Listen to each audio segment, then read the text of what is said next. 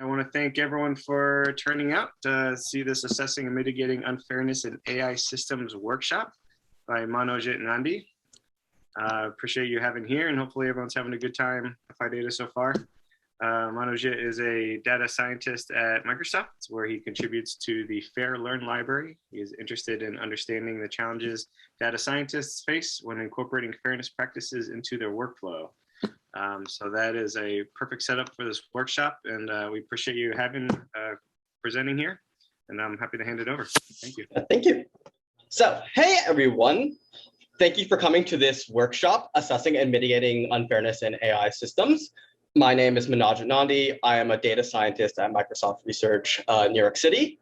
And how this workshop will go is that in the first hour of this workshop, we'll be going through a tutorial of how do we assess and mitigate unfairness in a machine learning model using a library called Fairlearn. And in the second half of this workshop, my presenter, Michael Medeo, will organize a panel with 3 industry practitioners, and they will talk about best practices and techniques for implementing fairness into your work. So why fairness? Well, if you've seen any news articles in the past decade, you've seen plenty of stories like we are living in the age of AI. We're living in this era of big data. At the same time, you've also seen stories about how AI systems have gone wrong. You've seen stories about Amazon having to scrape this resume screening tool because it was found to discriminate against women. You've seen stories about Google's Translate gendering translations from non-gendered languages to gendered languages, and plenty of other stories of similar nature. And there's also been books on this topic. We also have documentaries on Netflix now talking about the different ways that AI systems can perpetuate inequality and harm marginalized populations. So this topic, fairness in AI systems, is this emerging interdisciplinary field of research and practice that aims to help data scientists understand and assess some of the negative impacts that AI systems can have on society and the world at large.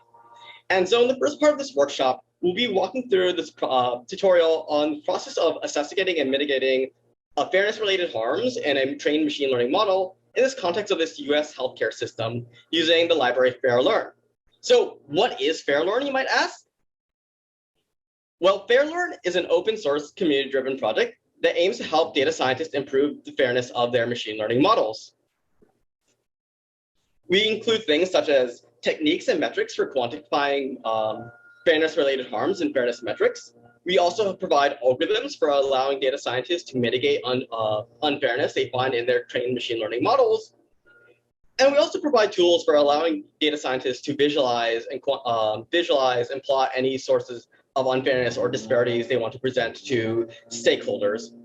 In addition, we're also interested in creating educational resources that cover not only the technical aspects of fairness mitigation, but also some of the sociological practices and concepts of fairness.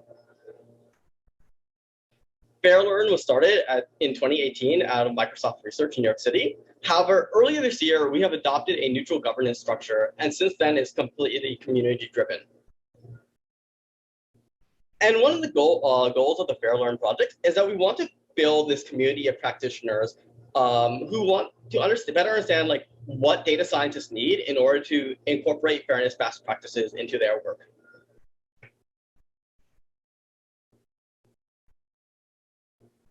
So here's just a Python imports for the tutorial later on. I'm going to skip over that briefly. So now let's talk a bit about fairness in AI systems. Now, if you've heard anything about fairness in AI systems, you've probably heard this term bias. You've heard about an algorithm being biased.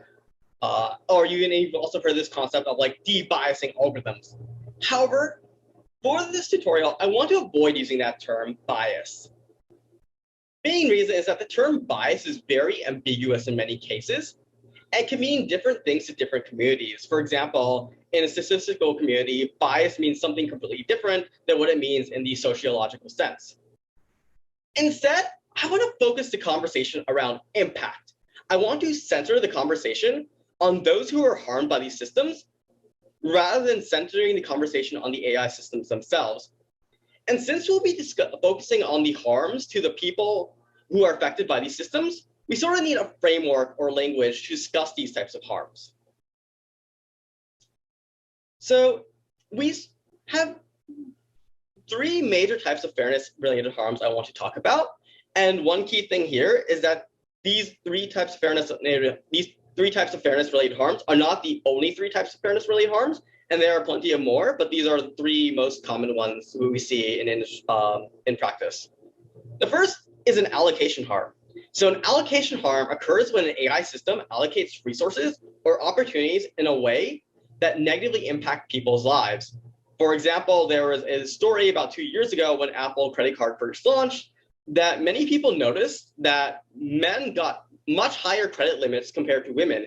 And this could be a married couple applying for this credit card, and they noticed that when the husband applied for the credit card, they would get a much higher credit limit compared to the wife. And so in this case, this AI system is unfairly allocated this resource of credit limit in a way that discriminates against women. Next are quality of service types harms. So quality of service harms occur when an AI system performs worse for one group compared to another group, even when no opportunities are withheld. And quality of service harms are very common in these AI as a service systems. So this is like face detection and speech-to-text translations, these deep learning problems, as I like to call them. And so one famous example of a quality of service types harm is the gender shape project. So in 2018, MIT researcher Joy Buolamwini showed that these commercially available face detection systems out of Microsoft, IBM, and Face++, they achieved a significantly higher error rate on detecting the faces of darker-skinned females compared to the faces of lighter-skinned males. In some cases, this performance gap could be as large as 33% higher error for the darker-skinned women as it was for the lighter-skinned men. And so in this case, this face detection system isn't really allocating a resource. It's not deciding who gets a job or not. It's not deciding who gets a credit loan or not. But we are seeing that this is performing significantly worse for one group of people compared to someone else. And finally, representation harms. And so representation harms occur when an AI system stereotypes, demeans, or promotes an otherwise harmful antagonistic representation of users. When Google Photos first launched in 2015, there was a major scandal where a group of Black teens took a selfie at a graduation party, and Google Photos automatically tagged that selfie as gorillas. And so this is really bad, not only just because it is a misclassification, but it is a misclassification in a way that promotes an antagonistic stereotype against Black individuals within Western countries. And one key thing about these types of fairness-related harms is that these are not the exhaustive list of fairness-related harms, as I mentioned above, but an AI system can also exhibit multiple types of fairness-related harms. The same AI system can produce both quality of service harms as well as resource allocation harms. It can produce quality of service harms and representation harms as well. And so now let's jump into the scenario that we'll be talking about. Manojit, there is one question from the audience, which is whether you will be sharing the link to this notebook. Yes, and so I can share a link to this notebook in the Slack channel after this workshop. So I believe there is an assessing and mitigating unfairness Slack channel for the and I'll be sharing a link to this notebook afterwards. Yes. Any other questions? Okay. Now let's get into this scenario that we want to work through for the rest of the tutorial. And so the scenario that we're going to work through sort of builds upon previous research that's highlighted racial disparities in how healthcare resources are allocated in the United States. This paper, Obermeyer et al., written in 2019, showed that we tend to allocate healthcare resources in communities proportional to healthcare costs. And as a result, this tends to prioritize or over-allocate resources to predominantly white communities.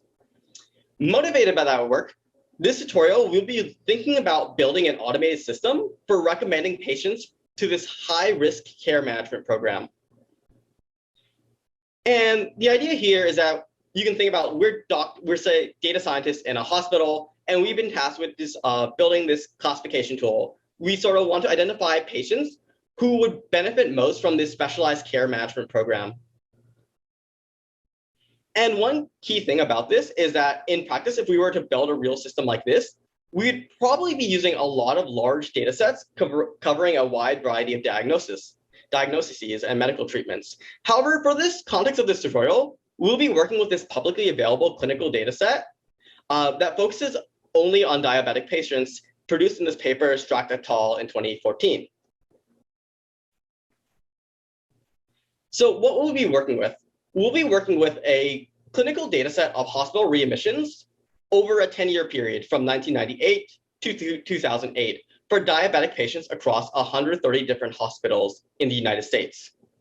Each record represents a hospital admission record for a patient diagnosed with diabetes, and their stay lasted between 1 to 14 days.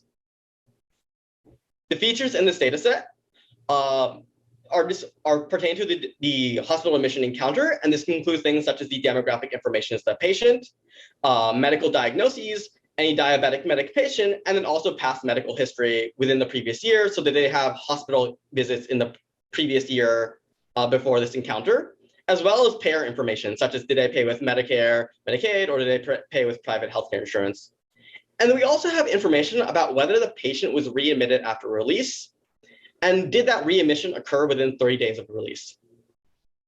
And now we, the data scientists, we've been tasked with developing a classification model, which decides whether the patient should be suggested to enroll in this specialized high-risk care management program. The positive prediction of this model means that yes, we recommend that patient into a care management program. And so here, this is the task we've been given. So now let's how we formalize this task into a machine learning problem. One thing we'll think about is, what is our label? So a hospital readmission within 30 days can be viewed as a proxy that the patient needed more assistance at release time.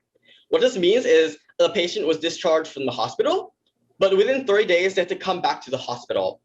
And this could mean that what this probably means is that the patient was probably not given the adequate level of care the first time. They were not given an appropriate level of care the first visit. They were released from the hospital, but then they had to come back because their symptoms were not properly treated. And so this is the label that we want to predict. Now, the thing about this being a proxy is not a perfect proxy for who would be best benefit from this program. A patient, for example, could be released from the hospital and come back to the hospital in 30 days for a completely different emergency or situation, maybe a car crash, for example. And because of class imbalance, we'll be measuring the performance of our machine learning model via balanced accuracy. Another thing that we want to keep in mind when evaluating the performance of any machine learning model on this task is how many patients are recommended for this care management program. And this is a metric that we will refer to as the selection rate, which is just the percentages of positive labels that the model outputs. And once again, if we were building a system like this in the real world, we'd ideally be working with medical experts and other healthcare professionals who would be very closely involved with both the design of this machine learning model, but then also how this model is used and deployed. Now, since we want to talk about the fairness considerations, here's the type of fairness considerations we as a data scientist should be thinking about. First, we want to think about which groups do we expect to be most proportionately negatively impacted by this model?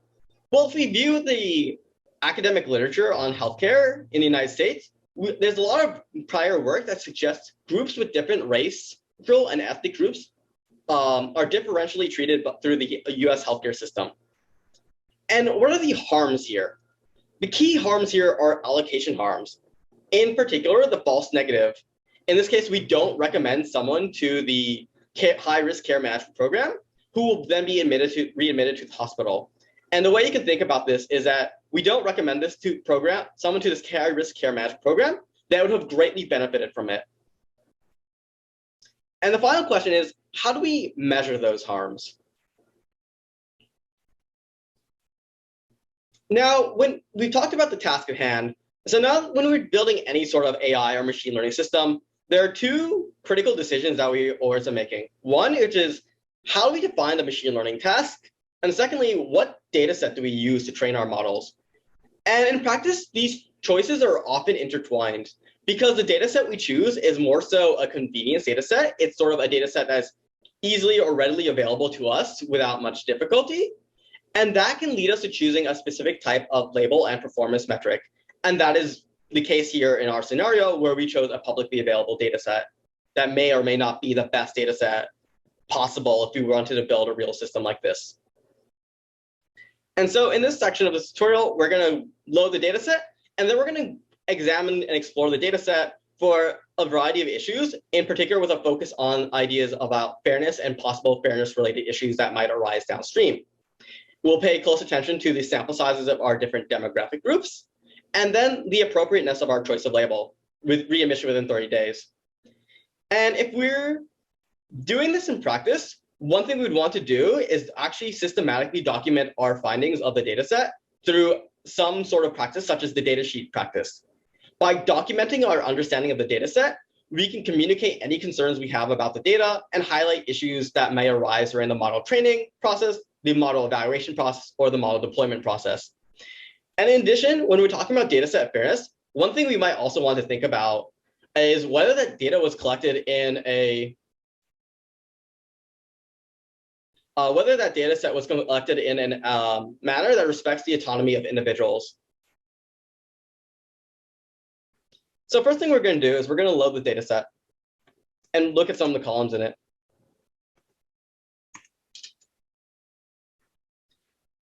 So we've loaded the data set. Let's take a look at some of the columns here. So we have things such as columns such as race, we have gender, we have age, and then we also have information about how long they spent in the hospital, the number of lab procedures they had, information about diabetes, and also their past history, as well as whether they were readmitted to the hospital, and in particular, whether they were readmitted within 30 days.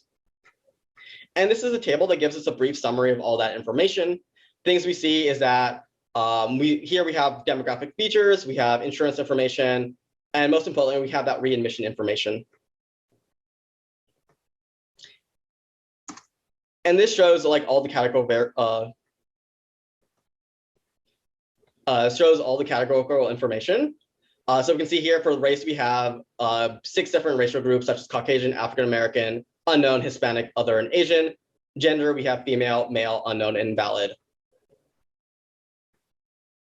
And so we're going to mark our categorical variables.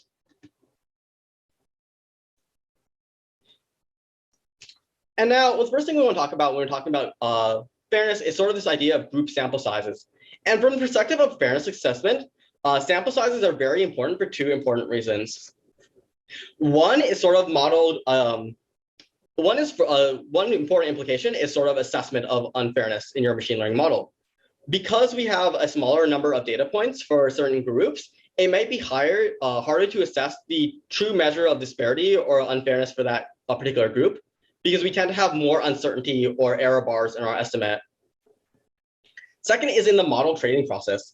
For demographic groups that we have fewer number of training points in our model, that may mean our model may fail to appropriately capture any data patterns specific to that smaller group, thus meaning that the predictive performance of our model on those underrepresented groups could be much worse. So now let's examine the sample size according to race. So we can see here that in our data set, that the data set is disproportionately overly represented by individuals labeled as Caucasian. About 75% of the data is labeled as Caucasian. The next largest group is African American at about 19%. And the remaining racial categories, including unknown, compose only about 6% of the data. Next, let's explore the dataset composition by gender. And we see here that in this case, the individuals in our dataset are effectively labeled as in gender in a binary sense, that about 54% of the individuals in the dataset are labeled as women, and 46% of individuals in our data set are labeled as male. And there are only 3 samples in this data set annotated with this gender label of unknown invalid. And so at this point, we come to a very important decision, which is how do we address these smaller group sizes? And when our data set lacks coverage of certain groups, it may mean that we might not be able to reliably assess any sort of fairness-related harm for those groups. And then there are 3 interventions which can be carried out, that we can carry out. We don't necessarily have to pick one strategy, we can pick multiple of them. One is going and collecting more data. We can go out and collect more data for groups with fewer samples. However, in certain cases, that may not be feasible or physically possible in a reasonable amount of time. Next is that we could bucket or merge some of these groups together. And finally, we could just drop these groups that we have too few data points for. And the choice of which strategy we choose really depends on our existing understanding of which groups do we believe to be at the greatest risk of harm. In particular, pooling or bucketing smaller groups together could with widely different risks could mask the extent of harms. And we generally caution against dropping small groups, as this leads to a representational harm of erasure. If any groups are merged or dropped, these decisions should be documented or annotated somewhere, either in a data sheets or some other documentation process. In our case, we will merge the 3 smallest racial groups, Asian, Hispanic, and other, and this follows the work done in the original paper by Strack et al., but we retain access to these groups for auxiliary assessments. And next, we will drop the gender group unknown invalid because this sample size of 3 is too small for us to make any meaningful fairness assessment. Next is label imbalance. And so with the idea of label imbalance, we want to care about the frequency of our predicted label, especially as it correlates overall, but then also by our different demographic groups of interest. And label imbalance is very important in the machine learning process because in certain cases, certain classification algorithms and performance measures might not work well with data sets with extreme class imbalance. In binary classification setting, our ability to evaluate error is often driven by the size of the smaller of the 2 classes. And so once again, and then also label imbalance may exacerbate problems when we talk about fairness assessment and for smaller group sample sizes. So now let's check out our label distribution in the data set, look at how many percentage of data sets are labeled as positive and how many are labeled as negatives. And so we see here that within our data set, with our label of readmit within 30 days, about 89% of the data is labeled as 0. That means about 89% of patients are not readmitted within 30 days. On the other hand, the percentage of patients who are readmitted within 30 days is only about 11%. So only about 10 or 11% of the patients are readmitted within 30 days. Since there are fewer positive examples, we expect that to have much larger uncertainty or error bars in our estimates of the false negative rate compared to the false positive rate. This means there will be larger differences between our training false negative rate and test false negative rate, even if there's no overfitting, simply because of the small sample sizes. Our performance metric of interest, the balanced error rate or balanced accuracy, is the average of the false positive rate and the false negative rate. Because this metric is robust to different frequencies of positive and negatives. However, since half the metric is contributed by the false negative rate, we expect the uncertainty quantification of the balanced error rates to behave similar to the uncertainty of the false negative rate. Now let's examine the label frequency by race. And so what we see here is that for the rate of emission of the rate of 30-day readmission across our different racial groups is about the same for African American and Caucasian groups, but this appears to be smaller for the other and unknown racial categories. And so what this means is that if we're using 30-day readmission as our proxy for who should be recommended for this high-risk care management program, then these individuals labeled as this other or unknown racial group will be less likely to receive this just due to a lower base rate. And this is also amplified by the fact that because we have a smaller number of data points for these groups, that we expect to see more uncertainty around this estimate. Now let's get into the process of training our initial model. So when we want to train our initial classification model to predict our target variable, readmission with 30 days, we can ask ourselves, what kind of model do we want to train? Do we want to train a neural network? Do we want to train a random forest? Or do we want to train a logistic regression? And when we're deciding what kind of model we want to build, there's lots of considerations we want to take account. And we're going to highlight two. One is interpretability. So interpretability is very closely linked to this idea of fairness. And there are various reasons why interpretable models are very important for fairness, is that it allows us to discover fairness issues that were not discovered by the fairness team. It allows external stakeholders or domain experts to come in and be able to examine our models and our models' behavior and performance to identify issues that the data science team may not have the domain knowledge to understand. It provides a path for recourse for those who are affected by the model. So individuals who are not recommended for this program, we can use this interpretability to basically understand what they need to be different about them in order to be recommended to this care management program. And it also provides a face validity check by domain experts to make sure that the models make sense, that at the face value, the model is making predictions on variables or features that a domain expert would consider important. And the next thing is sort of model expressiveness. How well can the model separate positive examples from negative examples? And how well it can do so on the available data set? And can it do so across all our different demographic groups, or does it need to trade off performance for one group on another? In addition, there are other types of considerations we want to think about when we decide which model we want to use, such as training time, which is how long does it take to train a model? And this could impact our ability to iterate or update the model. Familiarity with the model, so this could affect our ability to fine-tune or debug a model if we choose a model that we are not very familiar with. And finally, one thing we want to think about is the carbon footprint of training the model. So how much energy or computation is used to train that particular model? And this impacts both the Earth's climate directly and indirectly by normalizing unnecessarily heavy workloads. So at this point, we've come to a decision of like what kind of model we want to use. And we're going to go with a logistic regression. And our reasoning is as follows. Well, interpretability, logistic regressions over a small number of variables, such as ones here, are very interpretable in the sense that it's much easier for a stakeholder to understand what's going on behind the scenes compared to, say, a random forest, where an external stakeholder may not be able to understand what the model is doing. One concern might be model expressiveness, that linear regression predictions might be too simple compared to more complex models such as a random forest or a neural network. However, previous work by Strack et al. Really, they used the logistic regression model and they were able to predict readmission rates. And this sort of gives us some evidence that maybe a logistic regression would be good enough for this predicting this label. And so now let's prepare our data set and our training and test data set. And so as we mentioned in our task definition, our target variable is readmission within 30 days. And for the purpose of this fairness assessment, we're going to focus on race. And so we're going to separate out our target label Y as the readmission within 30 days and our sensitive feature as race. Now we're going to build our training, we're now going to build our feature data set and encode dummy variables for our categorical features. And we can take a view of what this looks like now. And so this is what the data set we'll be working with looks like.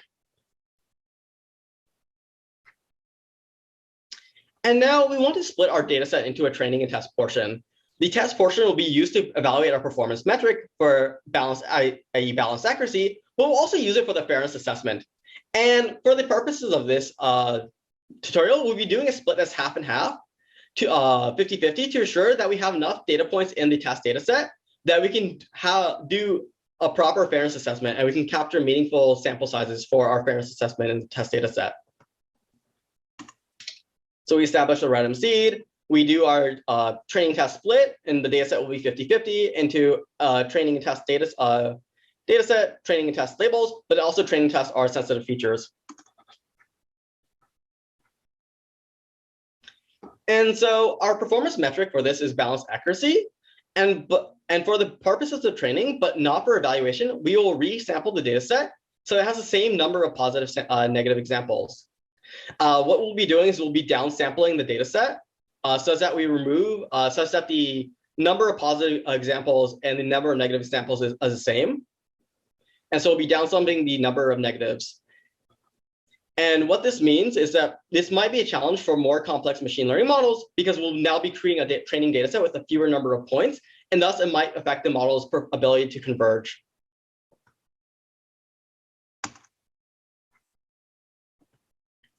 And so now we're going to resample our training data set. And now let's train our machine learning model.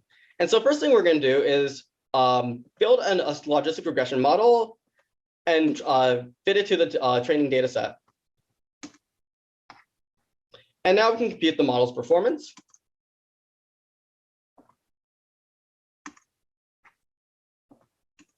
And we see that the balanced accuracy score of our model is about 60%, and with an AOC of 0.63. And so what this means is that this is a decently fit model, but maybe might not be, but this is also a very hard classification task. Like we have an accuracy of balanced accuracy of 60%. And so this model is, performance of this model is above a coin flip, it's above 50%, but it's also still very far from being a perfect classifier. And so now we've trained our model. And so now let's get into the idea of our fairness assessment.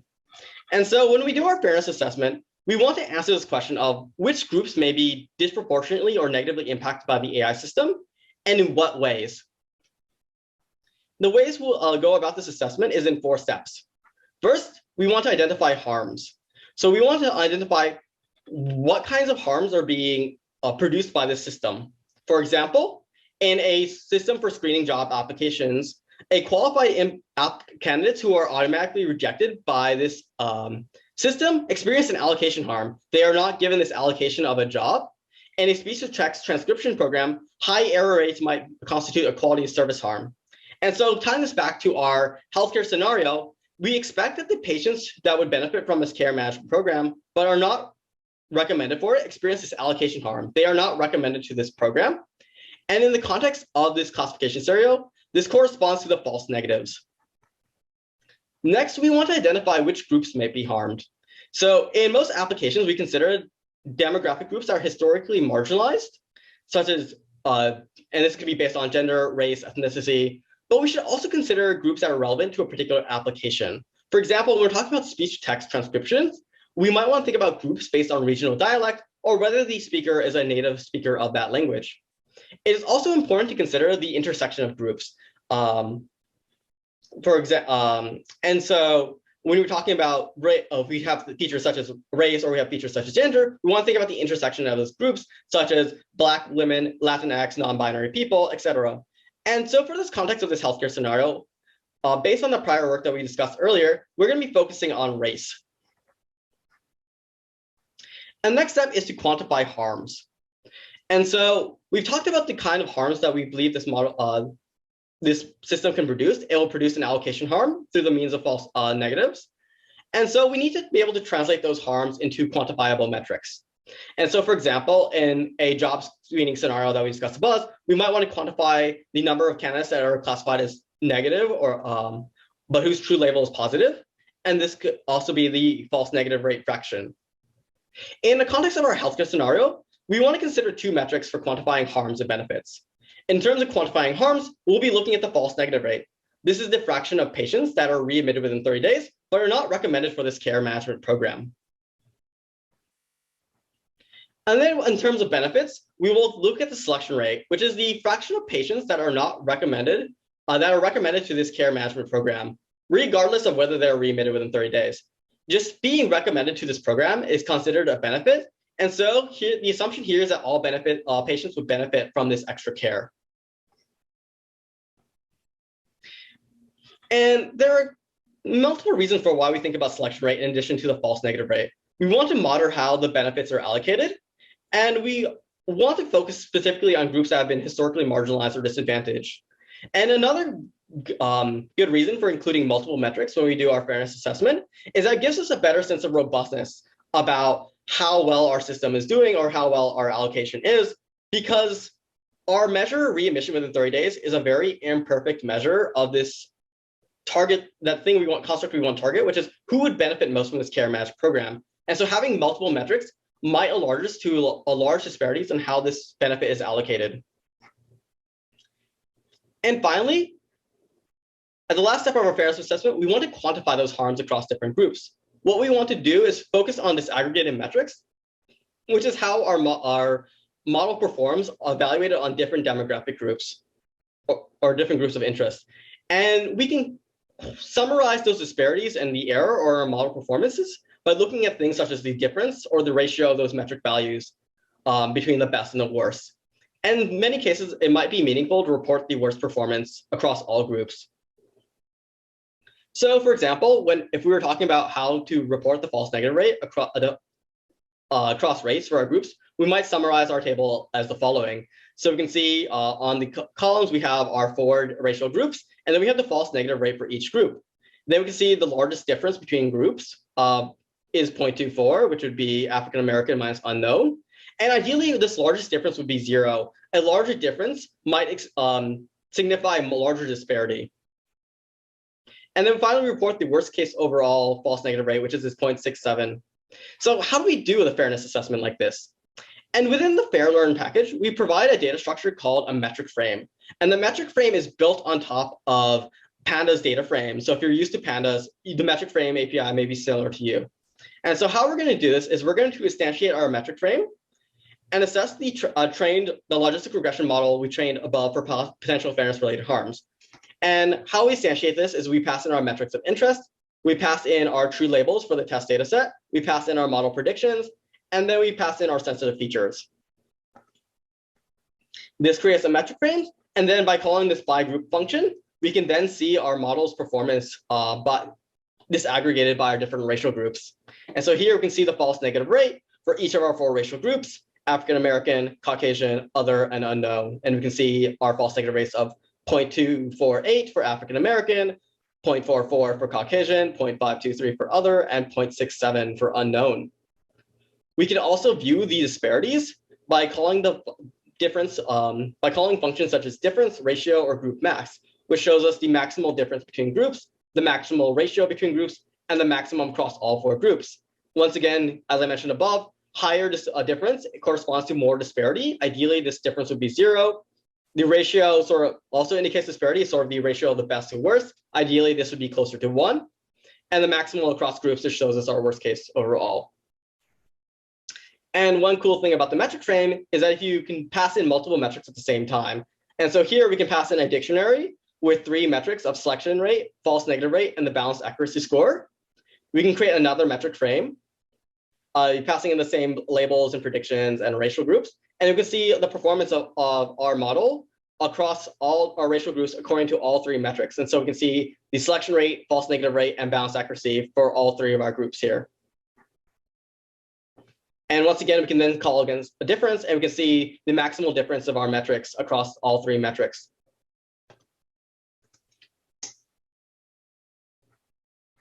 And finally, since the metric frame is built on top of Pandas data frame, we can also take advantage of the native plotting functionalities of Pandas in order to visualize our model's performance using the metric frame. So we can use the metric frame and basically call this plotting function from Pandas and visualize all the performance of our 3 different metrics by our racial groups. And so we can generate these 3 plots, which shows the selection rate across rates, the false negative rate across our racial groups, and the balanced accuracy across our racial groups as well. And the one thing you might notice is that our fairness metric, the false negative rate, is noticeably higher for this unknown racial group compared to some of the others. As we mentioned above, the maximal difference between the unknown and African American is about 24–25%. And so we can see here that in 2 parts, that one, the selection rate is lower for the unknown racial group. That is to mean that the unknown racial group is individuals in this unknown racial group are less likely to be selected. And that they also have the highest false negative rate, so they're more likely to experience this harm. And we observed this disparity even though we didn't account for race in our model. And there's varieties of reasons why this may occur. It could be representational issues, such as not enough data points for each group, or it could just be the feature distribution across groups. And in real world, it could be multiple issues. It's often multiple issues at the same time. So now we've done our unfairness assessment. We found that our initial model, the logistic regression, has this fairness-related harm of high false negative rates for the unknown racial groups. So what can we do about this? And so at this point, we can now talk about algorithmic mitigation strategies, or strategies for reducing the unfairness of our machine learning models. And when we're talking about unfairness mitigation, these can occur at multiple points, such as the model training, the AI lifecycle, such as the task definition, or even the data collection process. But when we talk about these algorithmic mitigation strategies, we're primarily focused on more so after we built the model. So we can talk about really three big steps where algorithm mitigations occur. One is pre-processing. And so we apply some mitigation algorithm to the input data set before a machine learning algorithm is trained on it.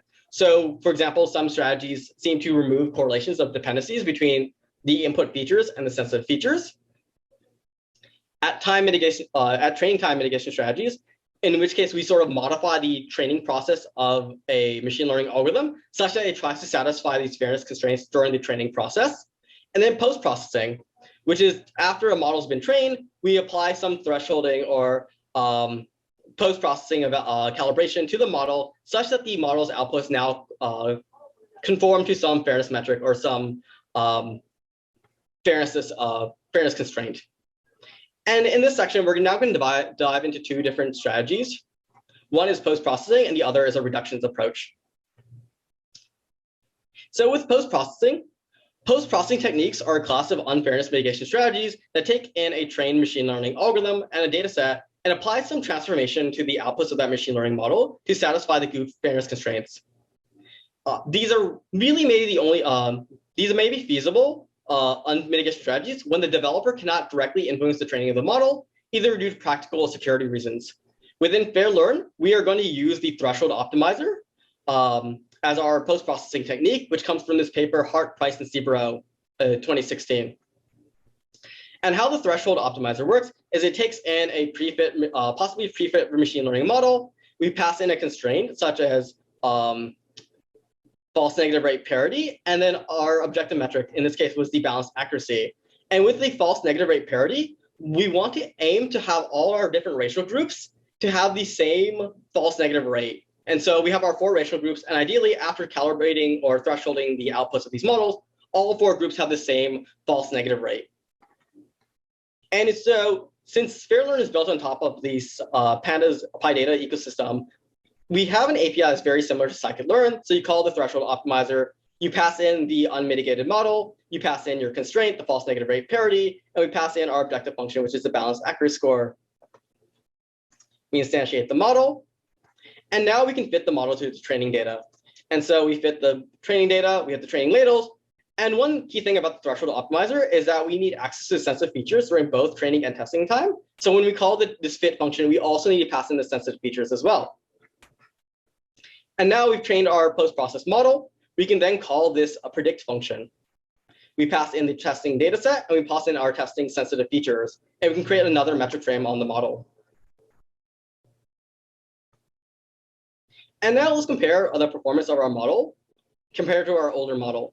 And so we see here that the false negative rate across our newer model, the threshold optimizer, is lower across the board for all racial groups compared to the older model, the unmitigated one.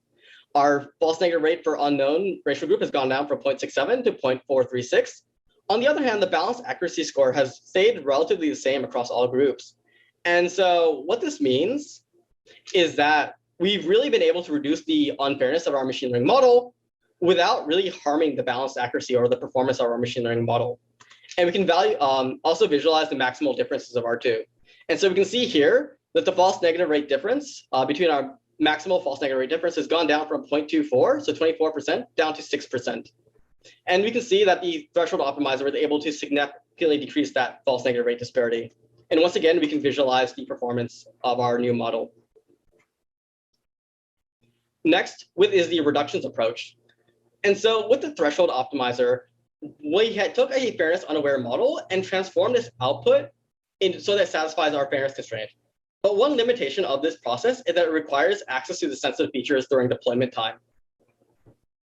And in this section, we'll be talking about this reduction approach from this paper, Agarwal et al., which talks about how to obtain a model that satisfies the fairness constraint, but does not need access to our sensitive features after the model's been deployed. And the main reductions algorithm in Fairlearn is the exponential gradient algorithm. And how this works is that it takes in a fairness constraint and a base estimator. And what we do during the training process is that we'll do this iterative process where we fit the model to data. We'll see how well we do in terms of performance. We'll see how well we do in terms of our fairness metric. And then we'll re-rate the data set and then train a new model on this. We'll keep calculating that performance metric and the fairness constraint each time. And by doing this iteratively, we can sort of create a final model that sort of optimizes this trade-off between the performance accuracy and the fairness constraint really well. And since we're training multiple models iteratively, the model returned by the exponential gradient actually consists of several inner models. So it's sort of like a boosting or bagging algorithm where there's a lot of inner models behind the scenes wrapped around by this estimator. And at deployment time, the exponential gradient algorithm randomizes against these inner models according to some probability weight. And so if we want to instantiate our exponential gradient model, we pass in two things. We pass in our base estimator, and then we pass in our fairness constraint, specified as a special Fairlearn object, which is a moment. The moment is really just here to help us do that optimization behind the scenes easily. And one key thing about the exponential gradient is that the constraints by the exponential gradient are a bit more general than the threshold optimizer.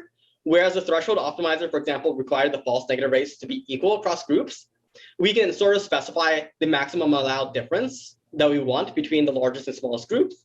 And so when we instantiate our exponential gradient here, we can pass in the constraint with this difference bound parameter of 0.02, which basically says we'll allow a small number of disparity between our different groups. So rather than requiring them all to be equal, we'll allow a small maximal disparity of 0.02.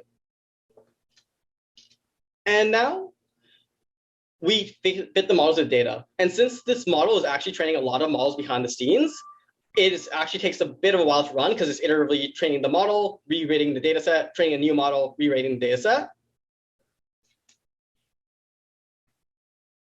And now, okay, the model is trained. And then we can call the predict function using this exponential gradient algorithm. And so when we call this predict function, we pass in the testing data set. And one key thing to note is that we don't have to pass in these sensitive features like we did for the threshold optimizer. But because the model's outputs are randomized, we do pass in a random state so we can get more deterministic outputs. We call another metric frame, and we can evaluate our model's performance. And so we see here that the false negative rates have gone down about the board, and that while there is a decrease in the maximal false negative rate, it's gone down 0.15 compared to what it was in the original model, so that the unfairness disparity or the decrease in the false negative rate is not as big as it was in the threshold optimizer, but it was bigger than what we had in the original model. At the same time, the balanced accuracy score still stays relatively the same. And so one advantage of this is that, yes, we didn't achieve as much as a unfairness mitigation as we had the threshold optimizer. We didn't have to use a sensitive feature though. So we have a model that didn't get as much unfairness reduction, but it is more flexible in how we can use it. And during the training process of the exponential gradient, because it trains a lot of models behind the scenes, we can actually, and it stores those behind the scenes, we can actually look at those predictors and we can evaluate how well those predictors do. And this could be very useful in certain cases where you're not allowed to deploy a randomized algorithm in production, either due to legal constraints or other restrictions. You might want to actually just pull out the best inner model and deploy that instead so that you have a deterministic model in production. And so what we'll do here is that we'll pull out the individual predictors, run them on the data, and then we can evaluate the performance of all the models we trained. And so with this graph, on the x-axis is our balanced error rate, and on the y-axis is our false negative rate difference. So balanced error rate represents our model performance. The y-axis represents the false negative rate difference, which is our unfairness. With unbalanced error rate, lower balanced error rate is better. With false negative rate difference, lower false negative rate difference is better. And so we see here that our original model is here. It has a pretty low balanced error rate, but it has a very high false negative rate difference. So it has pretty good accuracy, or is one of the better models in terms of predictive performance, but it has a high false negative rate difference, so a lot of unfairness. On the other hand, the exponential gradient algorithm and both the threshold optimizer have relatively the same balanced error rate. If you look at the scale of this is 0.02. So more or less, they both have the same balanced error rate as the unmitigated model. But on the other hand, the unfairness of these two models is much lower compared to original model. So, and I think this is very important to highlight because a lot of times when people talk about unfairness, or this idea of this fairness accuracy trade-off, that somehow to make our models more fair, we sort of have to make them less accurate. But we see here that we have cases where we've been able to make our models a lot more fair. We've been able to reduce the unfairness in our machine learning model while preserving the predictive performance. And so now we've covered two different techniques for mitigating fairness-related harms in our machine learning models compared to this a fairness-unaware model we trained earlier. And so in this final section, we'll sort of cover about we'll sort of compare the performance of our model across three metrics. So one thing we want to look at is how well does our model do across our different racial groups according to some metrics. And so this first graph shows the rate our four racial categories: African American, Caucasian, other, unknown. And then we can see the false negative rate for all three of our models. And we see here that the false negative rate is relatively the same across all groups, except the unknown racial, except for the unmitigated model, the unknown racial group has a much higher false negative rate. On the other hand, the reductions algorithm and the post-processing algorithm achieve about the same or even better false negative rates compared to the unmitigated model. So in these cases, both these models did successfully manage to either keep the unfairness for each group the same or even improved upon it. Next, we want to compare the balanced accuracy for this group. And so this ties back into this idea of like a fairness accuracy trade-off, and that's not really there. What we see is that across all the four racial groups, that the balanced accuracy stays relatively the same across all groups. And in the case of the post-processing model, it actually slightly improves on the unknown racial group.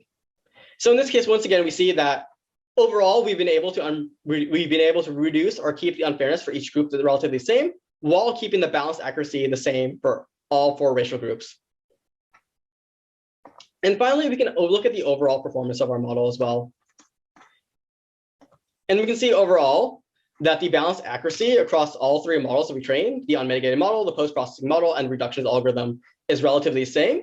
But we can also see that the false negative rate for our three models is higher for the unmitigated model, whereas the post-processing and reduction algorithm do slightly better in that case. And so in this case, we've been able to reduce unfairness while keep the overall predictive performance of the model the same. And one small caveat is that when we talk about comparing results, is that we want to keep in mind is this idea of access to sensitive features. The threshold optimizer required the model to have access to sensitive features during both the training time and once the model is deployed. If you don't have access to sensitive features once the model has been deployed, you may not be able to use the threshold optimizer. The exponential gradient model requires access to sensitive features only during the training time. And so if you only have access to the sensitive features in your training data set or during the model training process, but not necessarily after the model's been deployed in production, you might want to use the exponential gradient algorithm. And so in this tutorial, we discussed in depth this healthcare scenario through all stages of the AI lifecycle, such as except the model deployment stage. So we talked about how these fairness-related harms can arise during task definition, when the data is collected, when the model is trained, and how the model is evaluated. And we've also talked about how to evaluate or assess a model for fairness-related harms according to different metrics. And then we've introduced a variety of techniques for mitigating any sort of unfairness that we found. But one thing we want to keep in mind is that fairness is a socio-technical challenge. And that yes, we used a software tool, Fairlearn, to mitigate these unfairnesses, but mitigation strategies cannot necessarily be purely technical, and they need to be supported by best practices and processes such as government regulation, as also as organizational incentives. And so one thing I mentioned at the beginning is that Fairlearn is this open source project, and we're trying to build a community of practitioners. So if you're interested in learning more about fairness of AI systems or possibly contribute to the Fairlearn project, we encourage you to check out our community and join our community. Further resources can be found on our website. And so at this time, we'll take about 10-15 minutes for questions. And then afterwards, we will shift to a panel discussion where Michael Medeo will talk with 3 practitioners about how to incorporate fairness practices in the real world.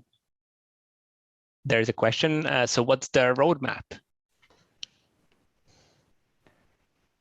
The roadmap in what sense? My guess is this the roadmap for the Fairlearn. Miro, do you want to take that one? Yeah, maybe let me maybe show us. Hello, thanks, Mario. So I'm one of the Fairlearn maintainers, as is Michael Medeo, who will be joining, who will be leading the panel. And I think that when it comes to the Fairlearn, we have a variety of priorities. So it's a community-driven open source project. And so largely the way this works is we'll look for external contributors. Like if they come out of industry, out of practice, and they ran into a specific problem, they have an idea about how to start tackling it. Perhaps they found it in any outside literature, in existing research in their practice. We welcome them to just kind of suggest them open an issue at, and as long as any of the maintainers is willing to help them kind of like take it along, we are very much open to that.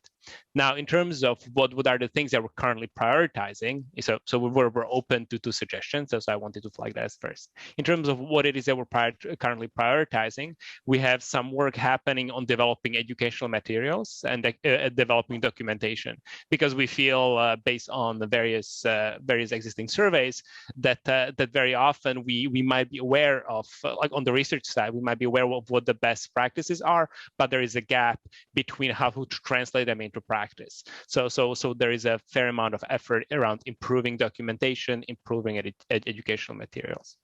Now, when it comes to technical side of things, we are improving like the metric frame that Manojit has been just showing, like to include things like uncertainty quantification. So being able to more natively support things like confidence intervals and hypothesis testing, just as I saw also appear in the chat. So that's one area. Another area is to support things like ranking. These are applications that come up in some more of the kind of standard recommender system style applications. So we have some work around that. And so those are some examples. You know, I'm not sure Manojit will like, or maybe even Michael, can you think of some other examples where the current areas of focus? I guess one thing is we're also thinking about is like, how do we tie in Fairlearn into responsible AI documentation practices? And so there are two major ones. One is data sheets for data sets that I briefly mentioned. Another one is called model cards for model reporting. This came out of Google Ethical's AI team. And the idea of the Google model cards is that can we use to produce documentation that sort of highlights and summarizes the performance of our models across fairness metrics, but also other concerns as well. Google provides a library called the Model Card Toolkit. And so one thing we want to do is sort of build on that and integrate that into Fairlearn. And so that way, when you can train a model, you can produce these reports, and then you can easily produce like an HTML or PDF document summarizing the performance of your models in terms of both fairness, but also other types of constraints as well, if you want to do like regulatory reporting. I should say that while we're on the topic of the Fairlearn, we do have weekly community calls. So on Discord, so there's like, there's a variety of ways how to get engaged. You know, we are always welcome. So even if you don't necessarily have a specific suggestion of what like what you would like to contribute, if there is any specific situation that you ran into, is one of the things that we were hoping that we'll start doing a little bit more in our weekly community calls. So if you're facing any real world scenario where you would like to include fairness assessment or mitigation, we very much look forward to for those kinds of involvement, or just so definitely just reach out.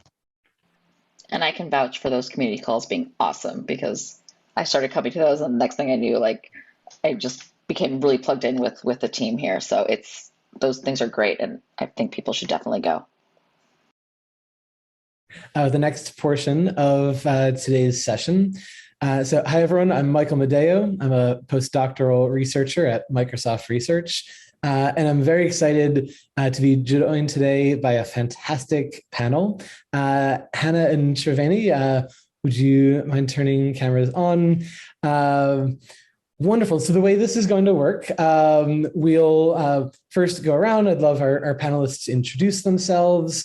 And then I have a couple of prepared questions to help structure the discussion. But I would really love for all the participants, if you have questions for our amazing panelists, to add those to the chat as the conversation goes, and I'll look for opportunities to surface those questions and pose those to our panelists. All right, so fantastic. Let's do a round of introductions. So panelists, if you could say your name, your role and affiliation, and just a little bit about some of your background with responsible AI and fairness in particular. Hannah, do you want to go ahead and get started? Sure, I'm happy to do that.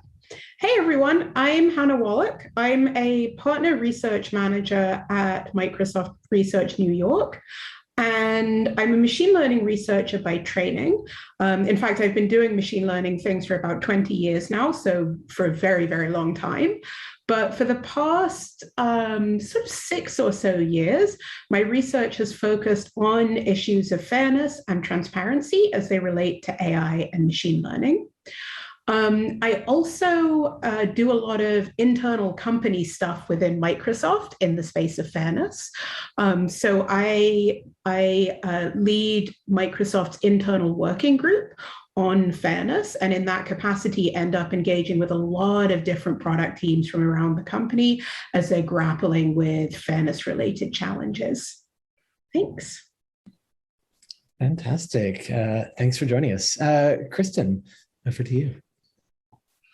Hi, everyone. My name's Kristen, and I'm a product PM in cognitive services at Microsoft. So we're one of the areas where we build and ship AI systems that range from vision to decision to language.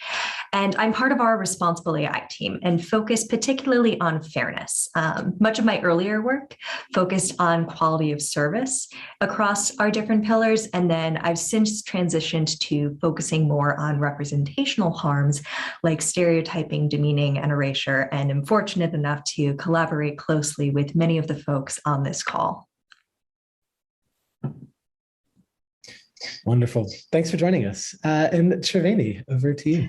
Yeah, thanks so much, Michael. Hi, everyone. I'm Triveni Gandhi. I'm a senior industry data scientist for life sciences and responsible AI at Dataiku. It's a long title. But what that really means is that I work with clients so I should back up. Dataiku is an end-to-end software tool for data science and AI. So helping folks ingest data, clean it, make it pretty, and then do some interesting modeling on it, plus putting it into production. So we really do the full gamut. And in my role specifically, I'm working with clients to help them implement best practices around responsible AI, and as it relates to their broader issues of maybe governance or oversight that they're looking for. So I touch sort of the full gamut of responsible AI, but on the fairness side specifically, I have been working a lot with these fine folks at Fairlearn to understand what are the best practices out there and how to integrate packages like Fairlearn into Dataiku's system so that anyone can pick it up and say, okay, we're going to use this tool or we're going to use that method instead. So. Wonderful. Thanks for joining us, Triveni. And so let's maybe start off with a little bit of a higher level question, and then we can dig into some specifics. So for the panelists, could you say a little bit about how fairness has been incorporated into your teams and organizations' development processes? So who would like to start? We'll go around here. Anyone want to take that one first? Sure, I can kick us off. I think that we come at the issue from a very different angle because we're creating a software that enables other people to use and build AI. And so for us, we're not too much about like, okay, are we being fair in our models because we're not really producing them. Now that said, we are working with open source packages internally also to create better sort of reporting mechanisms and detection aspects. So we have a lot of interesting EDA tools you can use.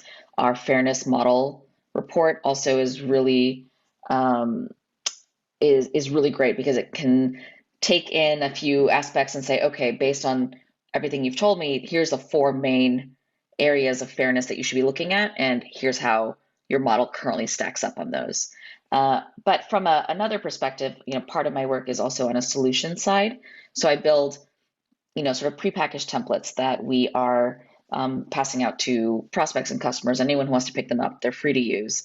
And as part of that, we've implemented a set of checks to make sure that, okay, if you are putting out a model that's about predicting fraud detection or stock alerts or something, have we considered these aspects of it? So as we develop more solutions, we're getting more into that area of doing it for ourselves. But really what we look at is how do we help other people do it? Fantastic.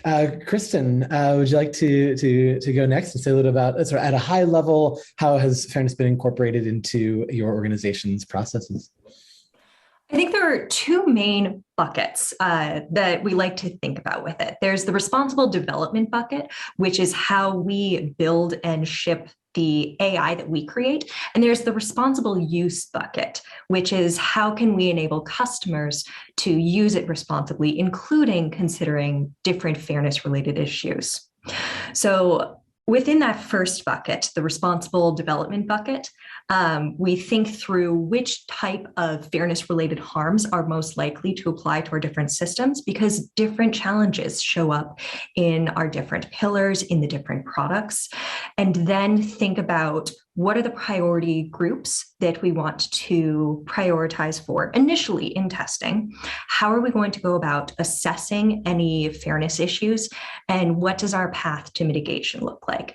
As well as the cadence on which we regularly reassess, not just performance to see if any additional discrepancies have crept back in, but also reassess our fairness priorities, because this is a multi-year journey and we need to keep going back and figuring out, is there another way that we need to consider this? Within the responsible use bucket, that's where we really get into promoting disclosing characteristics and limitations of the service, including types of data it may not have been trained on. So all of our services are on the pathway to have responsible AI documentation and transparency notes. And that's where we also will start promoting resources like Fairlearn to customers, because the testing that we do is only part of the story. We're a platform, so customers can pick up these models and use them in so many different ways that maybe we didn't initially test for or intend. So it's important to empower them with that knowledge and start providing tools and resources so they can assess in their context. Fantastic. And there's so many interesting threads that Triveni and Kristen are both saying that would love to come back to and start making some connections across in a bit. But I'd love to hear from Hannah first. Yeah, so Kristen actually highlighted a number of things that unsurprisingly, because we both work for Microsoft, that I was thinking about highlighting. Michael, would it be appropriate for me to touch a little bit more on some of the sort of specific practices that teams are using when they're prioritizing fairness? Sure, that sounds great. Great. Yeah. So there are a number of things that I've seen teams both at Microsoft and at other companies and organizations use that I think can be really, really helpful when incorporating fairness considerations into the development and deployment lifecycle. And so running through a few of them in no particular order. So we've seen a rise in teams undertaking impact assessments when they're developing their AI systems. So rather than simply launching into system development and not really thinking about the impacts, especially the potential negative impacts that their systems might have on the world, we're seeing teams increasingly conduct impact assessments before they've really sort of put that system out into the world so that they can have a better handle on what those negative impacts might be. In a similar vein, we've also seen teams do sort of pre-mortems, so anticipating what might go wrong, again, before a system is actually deployed in the world. And I think both of these techniques can be really useful for getting teams to think about the impacts that their systems might have long before those impacts are actually realized in society. Kristen touched on a few things that I also want to highlight. So when we're thinking about responsible use, things like transparency notes and fact sheets, also model cards, and even data sheets for data sets can be really useful ways to convey to people information about what data goes into particular systems or models, the specific performance of particular models, broader sort of performance and fairness related and other responsible AI considerations about systems and stuff like that. And I want to note that the Partnership on AI actually has a project called the About ML project that is really all about these kinds of documentation methods and what are some good practices for undertaking them within different organizations. Couple of things I also want to mention just quickly. So having responsible release criteria is also a really good thing. So we often have performance criteria that we want to hit and other release criteria, but factoring responsible AI and fairness into those release criteria is really important. Similarly, I've seen some teams undergo various different responsible AI reviews before deploying products, and I think that can be really helpful as well. And then once the system is deployed, it's also important to have feedback channels. So it's really, really critical to give people a way to give feedback on your systems and to point out where things might be going wrong, including fairness-related things. So I'll pause there, but those were just a few of the more specifics, just to sort of round out some of what Kristen was saying about the various ways that we've seen fairness sort of start to factor into teams' processes. That's wonderful. Thank you, Hannah. And that's a nice segue, I think, into our next question. I'd love to hear from you all about what are some best practices that you've seen in terms of teams' adoption of fairness in AI, and knowing that all three of you really work across a range of teams or work with customers or clients. Would love to hear, some insights from that wide array of experience on best practices for fairness in AI. What has worked really well, and what and you're thinking about the audience here at PyData, particularly for data scientists. Shriveni, would you like to start us off? Yeah, for sure. I think that from a data scientist perspective, I don't know if it's obvious, but Fairlearn is a great package and people should use it. And I don't know what else to say about that. I think that there are so many resources out there now on how to do this from a very technical perspective, that it's quite easy for a data scientist to pick those things up and say, oh, okay, this is what I can start using these tools. And there are a lot of courses on what is ethics, what is responsible AI, and these things are there. But where I think the real rubber meets the road bit is, how does that data scientist go out and talk to everyone else involved in the chain about this? And we can't just put all of the burden on the data scientist. So the fact that you are here as a data scientist or a data coder, typer, one of us, if you're here learning that's great. That's the first step. Now, how do you go out and talk to people about it? And that's where I'm seeing more of the challenge. And a lot of times what you need to do is recode it in a way that a business user, that a product manager, that someone who's not maybe deeply familiar with these issues is going to understand. And tying it back to governance helps in that way a lot. I love that. Kristen, would you like to speak to this? What are some best practices you've seen? What has worked particularly well? I love everything that Shriveni said. Building on that, there are a few that stand out to me. One is just helping people take a step back and learn about fairness, including the differences in fairness-related harms.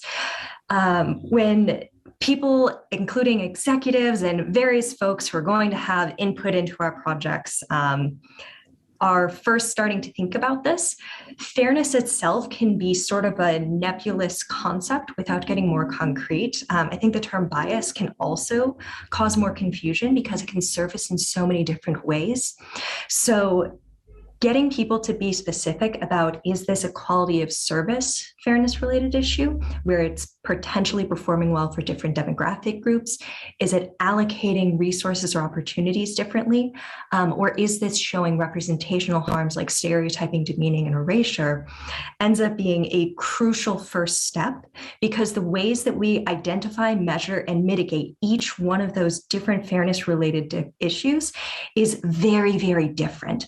So having that baseline understanding can help drive clarity towards what are we prioritizing, and at least understand what might we need to come back to in the future or don't understand well enough yet. So in addition to getting clarity, I think it's also extremely helpful, particularly when you're dealing with quality of service related fairness harms, to think about it as product quality or data quality overall. So one of the changes in mindset that we've really been trying to drive within COG services is fairness isn't just this standalone separate thing. This is integrated as part of model development, just like any of our other quality metrics. And the more we can draw parallels to those existing processes and attach in the places that make sense, the more traction we've been able to get with helping people think about it differently and actually get some of it to stick. And then the third one that I'll just wrap up with is don't rush to mitigate before you actually understand what it is you're identifying and if you really understand how to measure it. Because certain mitigations, and I'll just use blacklist as an easy example of some stereotyping or demeaning harms, can contribute to erasing certain sensitive groups. And there may be times where that is the trade-off you need to make in the short term, but you should at least go into it with clarity about the limitations of your approach and what you would ideally like to achieve.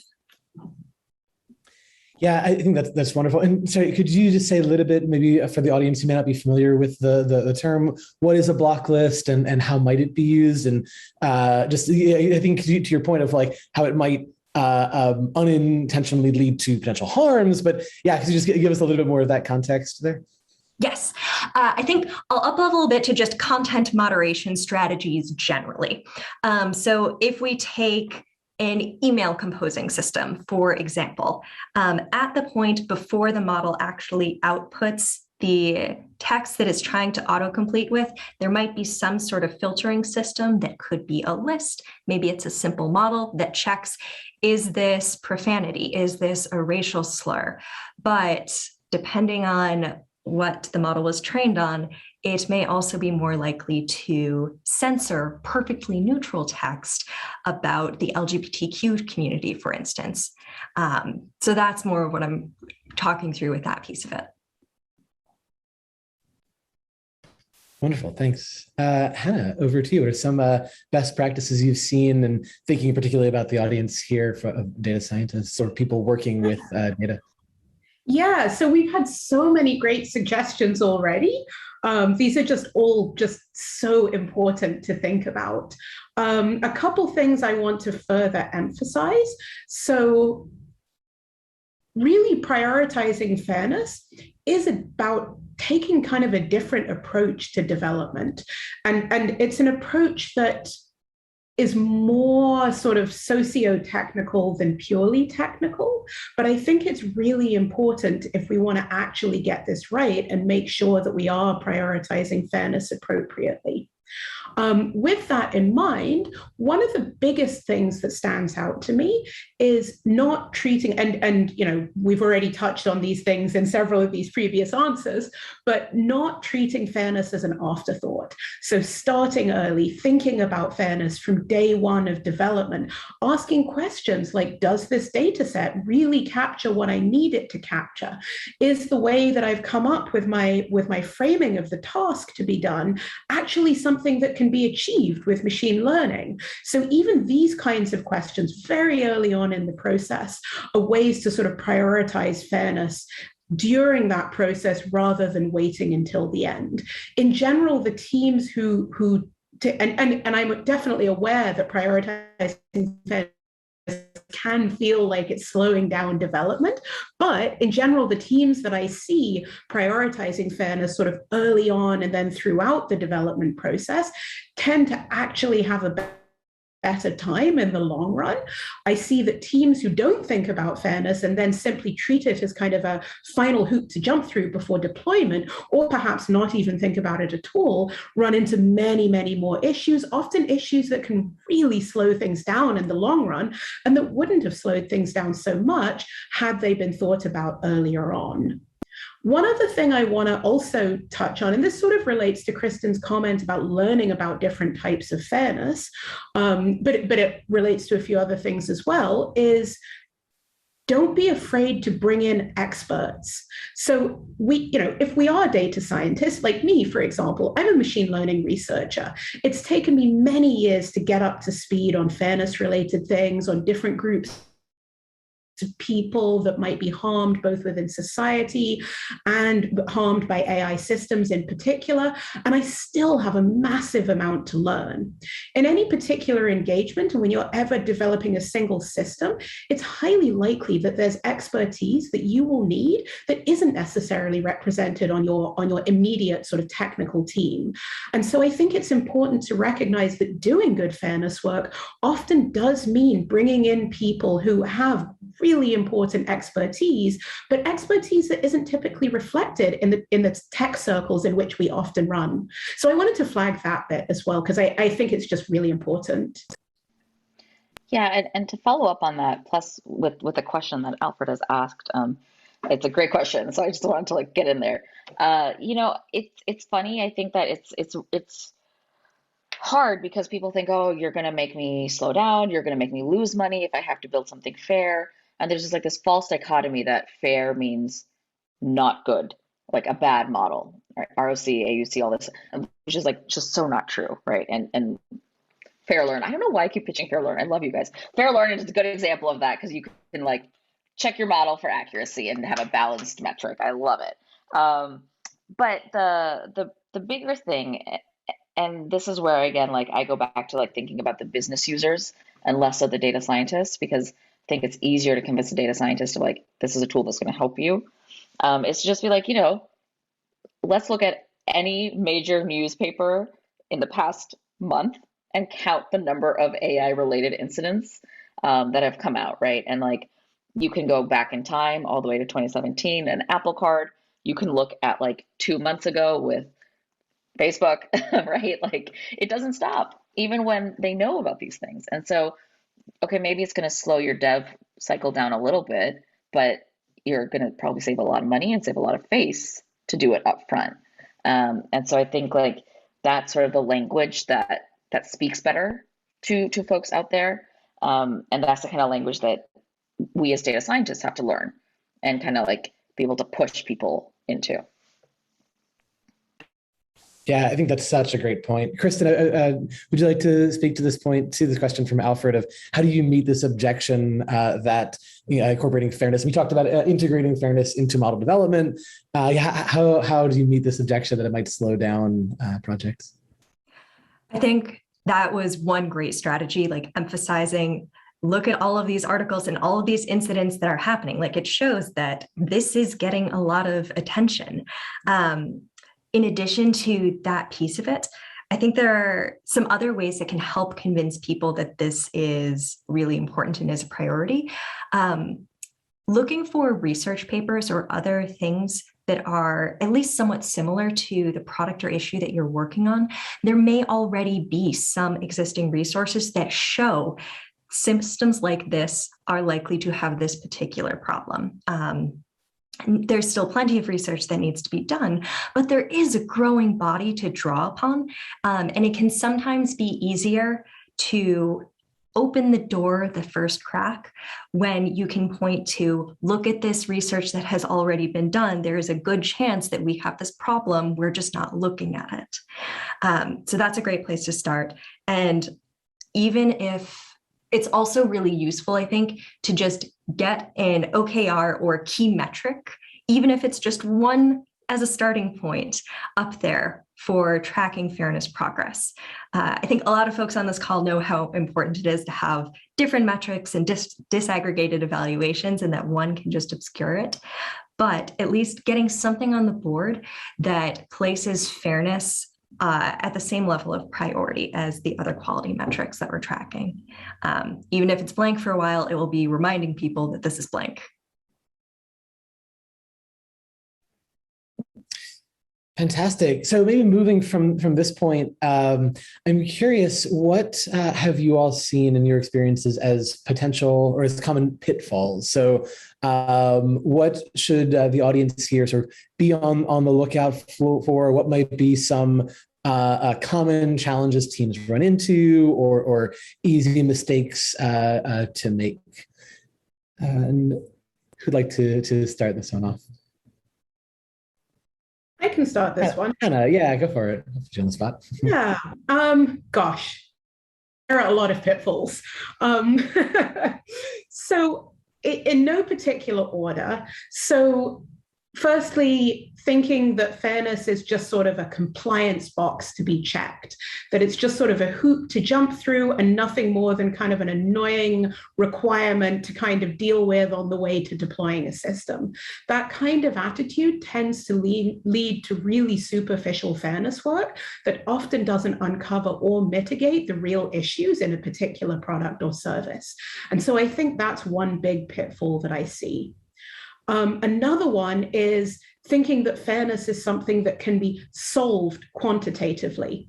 Now, of course, metrics are going to play a role and metrics do quantify things, but that doesn't mean that it's possible to just solve fairness for some system or model once and for all for any group of people and to declare a system perfectly fair. And yet I do see that attitude coming up sometimes. Another pitfall that I've seen is teams assuming that it's somebody else's job to think about these things, that there's somebody else who will be able to come in before deployment and tell them all the fairness things that are going wrong and fix the problems for them, and they'll be good to go. At the end of the day, fairness, as we were saying before, fairness really should be something that people prioritize throughout that development and deployment life cycle. But that means that it's not something that can be sort of tackled by some outside party right before deployment. And then a couple things about organizations, which I think I do want to quickly flag, just because I think they're important realities to acknowledge. Even though I'm definitely aware that these are things that are hard for individual practitioners to change.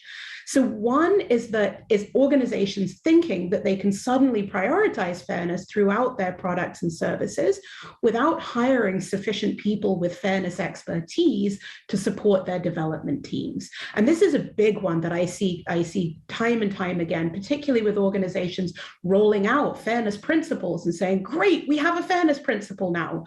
Well, that is great, but upholding that principle is going to take a bunch of people who have specific expertise that probably isn't reflected in your organization already.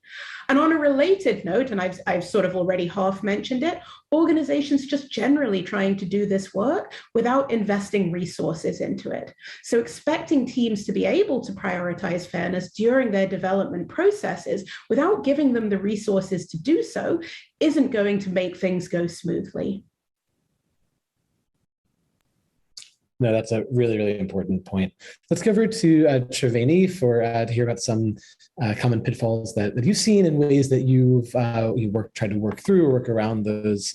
We'll hear from Triveni and Kristen, and then we'll go to Alfred's question about model governance. Great, yeah. Triveni.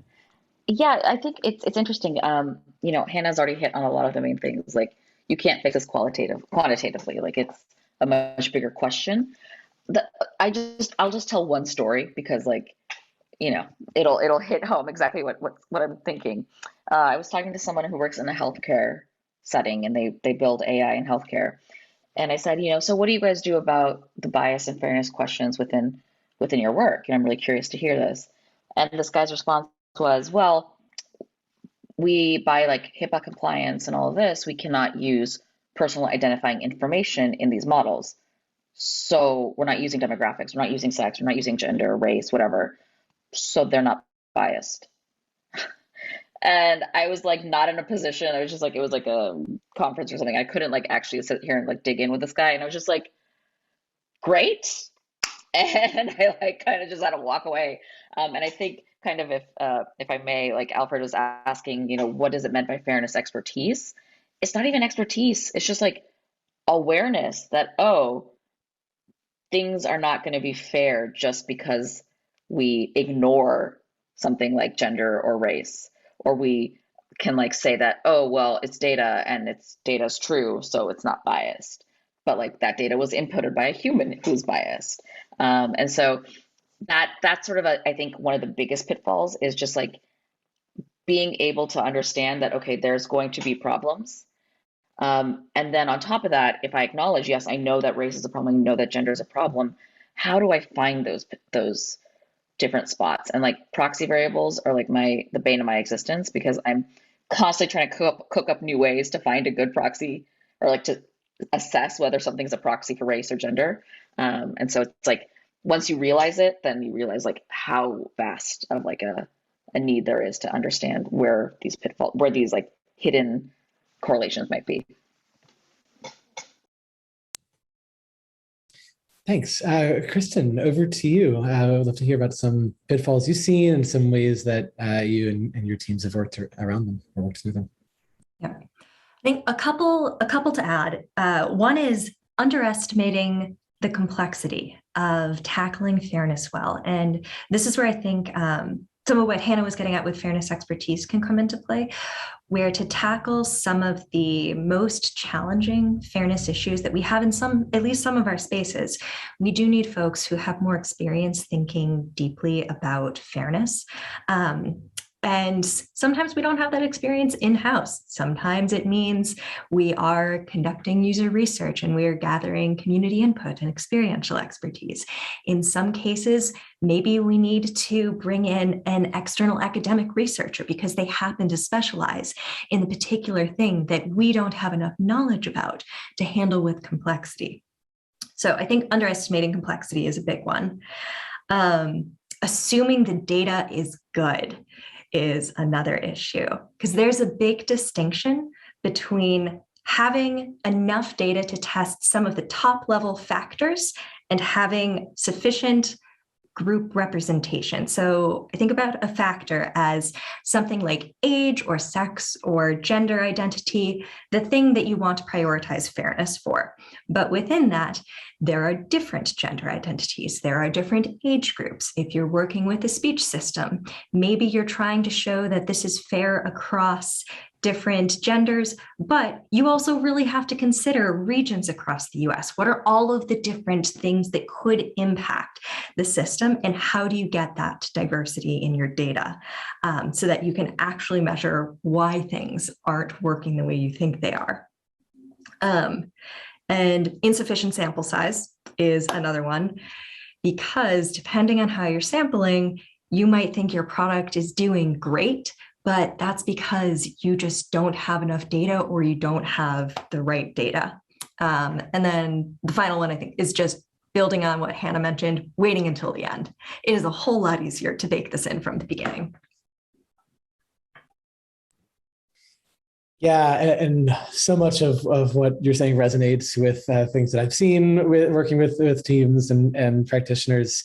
So I wanted to actually pull in some of the questions coming in from chat, and we have two questions relating in some ways to governance and oversight of model development. And I'd be curious to hear you all speak to maybe some different models for input on fairness throughout the model development, whether that's sort of a top-down, more oversight approach, or more bottom-up in the way that Neas is asking about workers within the company advocating against or fighting against or organizing against particular models. So curious if you have thoughts on these different sort of approaches to oversight and advocacy, what that you've seen might have worked well, or thoughts on that. Yeah, so I think I know for sure that Kristen and Hannah are going to have really great examples of like people out in the field doing this. And I'm coming at this from like the dealing with the average user who's at a big enterprise, right? And who's just like maybe a voice or a part of a bigger system. And I think that what's really interesting is here, last year I gave a talk and I spoke about how like you have sort of this overarching executive C-suite sort of vision of like, hey, we should be doing this. Okay, but we don't know how to do it. And you might have like the ground person, data scientist like myself saying, hey, have you guys seen this Fairlearn package? It's awesome. But then you need to also have, so you have like this bottom down, you have this top up, but you also need like a cross-cutting, right? You need people like Kristen and Hannah talking to one another, right? You need my team leader and the business users team leader discussing this, and like determining the best practices around what are we trying to do? How does that fit into our bigger question of model governance, our bigger question of auditing, accountability, regulations are coming, what do we do, right? And so it's not always so straightforward. But then, right after I gave this talk about like, you should be a champion, you can like do it ground up and like find relevant stakeholders across and everything. That was like right before Tim Grew, Meg Mitchell were both fired from Google. And so then like I pitched this talk to someone else and they're like, it's a little weird to pitch it right now, considering such high profile women were fired for like being fire starters or changers. But I do think that that sort of like ability to find the right stakeholders at different levels above you and below you is really important, because that's going to create the vertical and the horizontal sort of connections. And I'll stop there for now because I have another point, but I'll tell it later. Yeah, I love that. I love that idea of these sort of horizontal connections, idea of like building a community of practice and knowledge sharing, as well as some of the more traditional organizing efforts. Hannah or Kristen, thoughts on this question?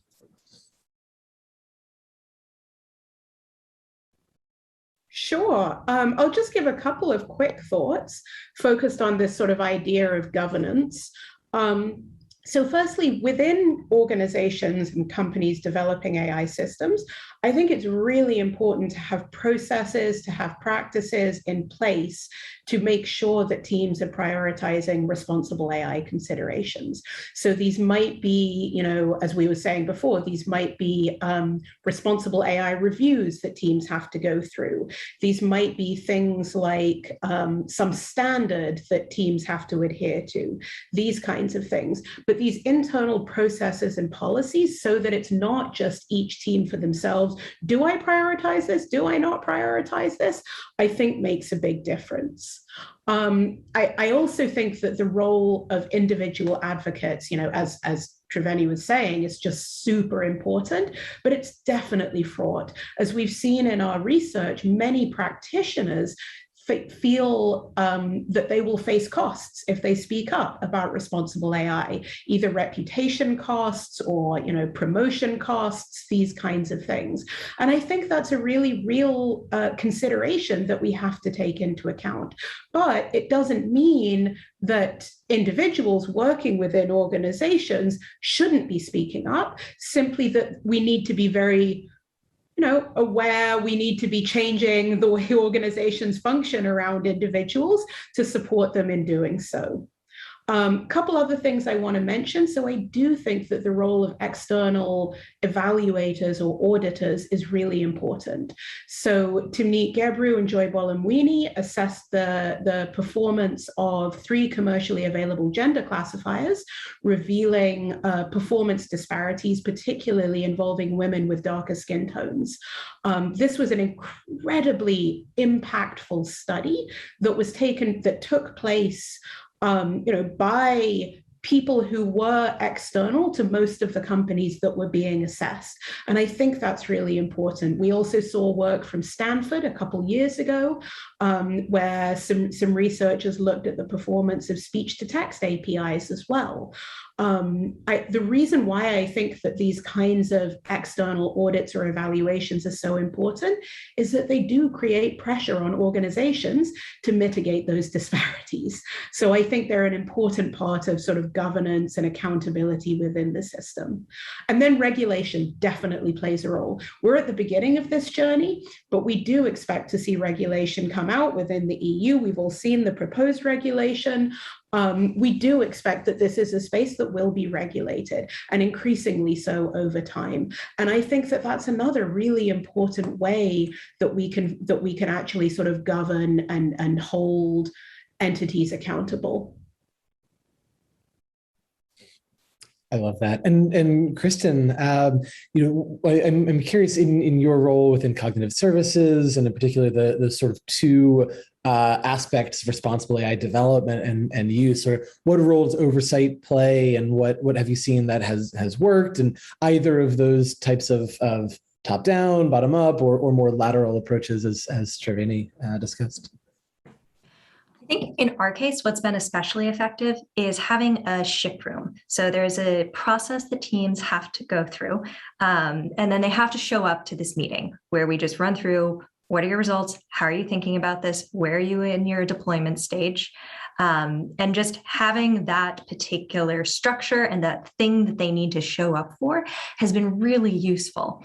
And one of the key value adds that comes from that is some of the additional stakeholders who end up joining the room. So it's not just the product team and not just some COG services folks necessarily, but sometimes people from other parts of the company join, or people with legal expertise who just bring a different perspective to it and have that one thing that they can converge on. And that practice might also be something that scales well, or scales to smaller companies as well. If you just have a place where you're regularly meeting and talking through issues, maybe you can just get a fairness specific one going. Or if you have another way where you just run through your list of how are we doing with our different SHIP criteria, then there's a fairness conversation that happens.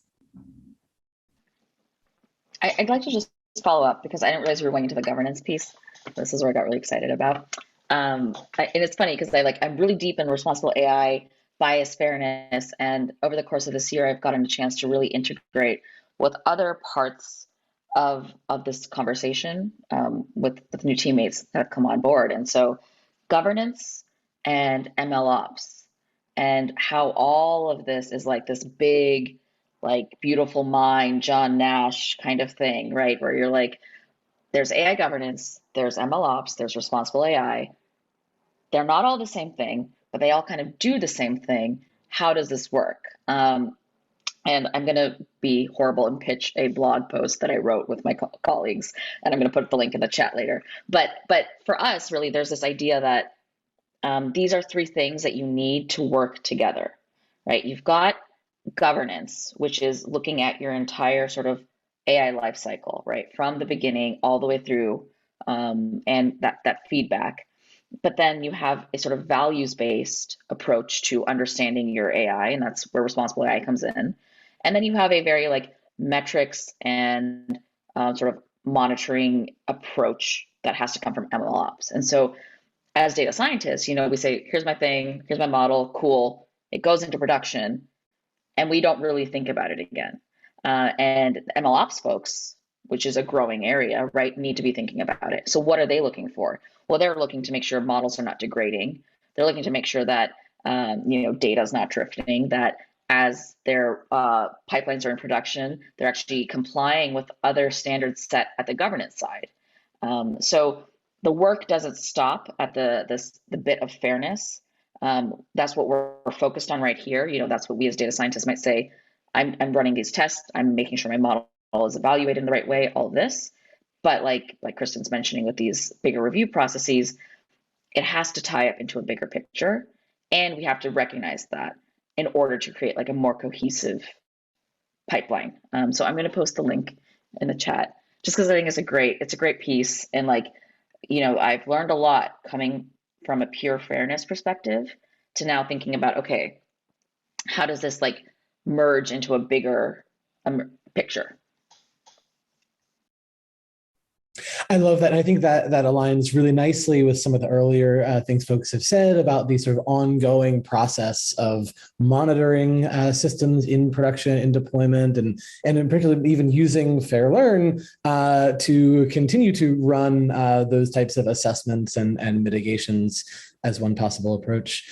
So for our last few minutes here before we wrap up at 1:30 the hour, I'm curious to hear folks' thoughts on how have you prepared, or how might you prepare teams or prepare practitioners, data-focused practitioners, to have conversations about fairness. And this has come up across each of the things that you all have shared. Kristen, you were talking about these ship rooms and talking about fairness. But for many practitioners, particularly folks from more technical backgrounds, they may not have or feel comfortable having those conversations. And yeah, I'm curious on how do you prepare the teams you work with, the individuals you work with to talk about fairness, whether that's with each other, within their teams, to their bosses, or even to external clients or stakeholders?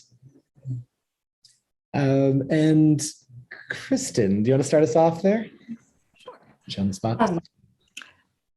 I think there's a particular framework that we use with teams that's been useful for just helping them get on track with understanding what it is that they're doing and then following through with it, where the first thing that we'll ask them to do with their system is, which of these fairness-related harms do you think apply? And it's been really important for people to, in their own words, discuss why they think quality of service does or doesn't apply, why they think allocation does or doesn't apply, and why representational harms may or may not apply, because that's where we start to see a lot of learning opportunities and misconceptions come up that we can start to correct. And even just going through that step that you think might be really quick and simple is a super important foundational step. And then it's like, great, we have identified which ones apply. Now let's think through what this means for this system. Which groups are we going to prioritize first? And then we'll move on to thinking about how might we measure this. And it's really just walking teams step by step through it because it can be overwhelming to encounter it all at once. So just that little bit of structure has been helpful for framing the conversation so they can better incorporate it in their own products, but also use that as a way of talking about what they're working on. I love that. Triveni, over to you. How do you prepare teams to have conversations about fairness? Yeah. So I have two kind of ways to cut at this. I have been a big proponent of fairness, responsible AI in DataCoo at my own company, and there are many folks that are aligned, but there are more folks aligned now because I've learned to approach the topic in a way that gets folks to come along. It's really easy for me to stand in front of people and be like, guess what? This is totally messed up. Look at this, bias, racism, sexism. And then like people just want to tune me out because it's a little like unsettling. Like, oh, you're saying I'm racist because this model's racist. Or like, you're saying that I'm sexist because this model's. So I've had to learn, right? Like this is a lesson I took of like, okay, what am I actually trying to say? What do I want to make sure they get out of this? And how do I say it in a way that is non-confrontational, which is very much against my nature, believe me. But I was also a fire starter. But this is one way that like we as spreaders of this knowledge need to understand that like we have to do the work to make it easier to digest, which isn't great, but whatever, it is what it is. And then the second thing is that I'm the kind of data scientist who doesn't believe it till I see it. And I think there's a lot of data scientists like that and business users like that. And so my favorite thing to do is just be like, oh, you built this model? Okay. So in Dataiku, before we had the model fairness report, I would point them to the subpopulation analysis. I'd be like, cool, let's look at the subpop on this. It goes down, breaks it down by gender. And we see that, oh, overall your model performs at 90% for AUC or 90% for recall. But when you break it down by gender, it's actually horrible for women versus men. So is this actually a good model? And just like that much, like people are like, oh, whoa, right? And then now you're talking their language, you're getting there. So like, yeah, I think the advice is more for people who need to go and convince other people. One, don't be confrontational, and two, just show it, and they'll see the light. Awesome, thanks, Triveni. Hannah, any last thoughts on this? Yeah, I mean, I think we've covered most of the things that I would want to say about this. I think education is really important to make the space more approachable. So the kind of thing that Kristen was saying about breaking things down into these sort of more manageable processes and chunks and helping people understand those in the context of their particular workflow. And then I loved what Triveni was saying about really real examples, right? To make it actually real and relevant and to help teams understand that this does happen all over the place. And then the final thing, and again, this also relates to what Triveni was saying about not being confrontational.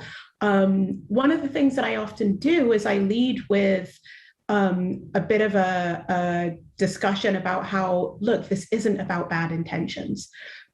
Systems can behave unfairly for all kinds of reasons, many, many reasons. And those reasons seldom include bad intentions on the part of the developers. And that's a really important starting point to come from. Fantastic. Well, we've covered a lot of ground here today, and just wanted to thank all of our amazing panelists. So feel free to put the clap emoji or unmute and clap if you like. This has been a really wonderful discussion. I know I have learned a lot from this. Hope everyone else has enjoyed it. And learn something that they can take back to their own organizations and their own work. Manojit, thank you so much for your amazing tutorial. Manojit just dropped a link to the notebook in the Zoom chat, and I believe he'll also share that on the PyData session Slack channel as well. And we encourage everyone to check out Fairlearn, use it in your work, and contribute to the community if you like, open issues, and join some of our community discussions. So once again, let me thank Kristen, Hannah, and Shavani for joining us, and thanks everyone for attending.